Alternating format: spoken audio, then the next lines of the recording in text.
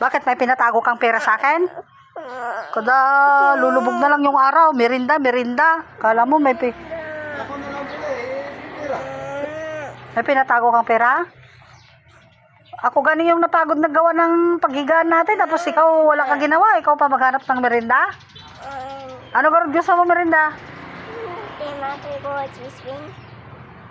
Hindi gani pwede yung mga junk foods. Ano yan nagain ko? Biscuit lang. Biscuit? Oo. Dunkin Donut? Wala ka na.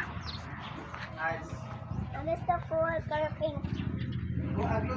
Hindi. French fries na lang. French fries? Tapos juice. Juice? Oo. Kala mo may pinatago kang pera sa akin ha. Maghingi ka sa nanay mo tsaka sa tatay mo. Huwag ako palagi. Araw-araw na lang. Maubos man yung pera ko ganyan. O ano daw? Sabihin mo na kay Mamang Jen. Yung daw Doughy Donut, Mamang Jen na ano yan, pink? Ano?